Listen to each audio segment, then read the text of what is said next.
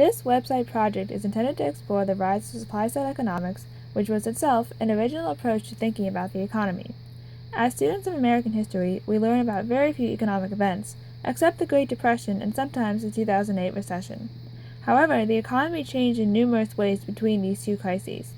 Part of my motivation for choosing this topic was to find the impetus for how supply-side economics came to be part of the economic lexicon, and it has roots in another economic crisis, separate from the two we hear most about. The 1970s were a time when a lot of really undesirable economic conditions cropped up simultaneously, and it seemed like there was no way to fix one problem without creating or aggravating another problem. And some of the statistics from this time, in unemployment and inflation, are the worst in all of American economic history, and were not even replicated in 2008. So I think sharing the economic story of the 1970s is important because it's often ignored or forgotten or underestimated, but was actually a crucial time for the economy in the country. The political scene was just as tumultuous, with the end of the Vietnam War, Watergate, and the Iranian hostage crisis, to name a few bombshells. Politics always find some way to affect the economy, and in this case, political events weaken the already deteriorating economic performance. In the process of researching, I came across an unfamiliar concept, the Phillips curve. Although it isn't the most common tool in macroeconomics, it briefly gained recognition in the 1970s when its theoretical relationship failed to match reality. It's important to understand the different classifications of the curve, why its trade-off works, and how the curve was developed in a fascinating history. I'll share some in-depth insights in the curve in this segment and the next. So the Phillips curve illustrates the relationship between the inflation rate and unemployment, and has been a significant component of macroeconomic analysis in recent times. Although versions of the Phillips curve have existed since the Enlightenment, the modern formulation was created in 1958 by A.W. Phillips, a New Zealand economist.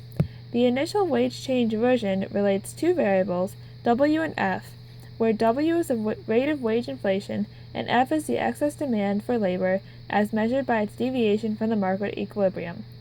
Later the variable W became P, relating F to the rate of price inflation. This model was seen as a stable set of inflation-unemployment combinations. The shift-adjusted Phillips curve incorporates a new direction of variables, such as demographic factors and the effects of trade unions, to account for shifts in the inflation-unemployment trade-off. The expectations-augmented Phillips curve shows the variable p to the power of e, or the trade-off between unemployment and the expected inflation. This trade-off disappears when the expected becomes a reality, and unemployment returns to the natural equilibrium rate.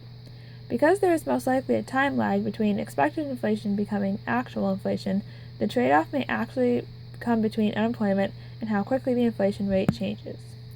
So the wage change shift-adjusted and expectations-augmented versions of the Phillips curve reflect the view that there is disequilibrium in the labor market, meaning that supply and demand of labor do not match up perfectly. Another version, the market clearing Phillips curve, reflects the view that the labor market must always be in equilibrium, and that any time unemployment is higher than its natural rate results in false expectations about the inflation rate. Therefore, unemployment will return to the natural rate when these false expectations are corrected. This version also espouses the view that trade-offs are only caused by random shocks and cannot be predicted or solved with policy. Although A.W. Phillips was the first to establish the modern Phillips curve, which we all know and love, there were predecessors who must be credited with creating and developing the idea. A prototype of the Phillips curve and subsequent analysis can be associated with Scottish philosopher and economist David Hume.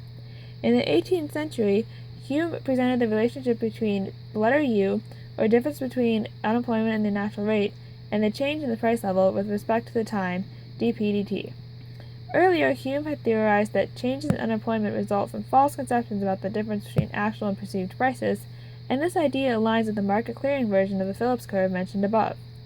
So prices must rise to keep unemployment low and continue price perception errors to make the trade-off true. And this is illustrated by the inverse relationship on the Phillips curve, where rising prices align with falling unemployment. Hume philosophizes that the trade-off will no longer exist if the perceived price level adjusts to match the actual price level.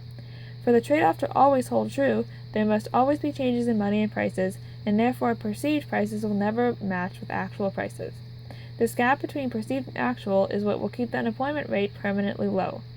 And the process works in reverse for deflation, where if actual prices are continuously decreasing lower than perceived prices, unemployment will rise. Using words such as enduring and permanent in his analysis indicates that Hume considered the Phillips curve to be illustrating long-run phenomena.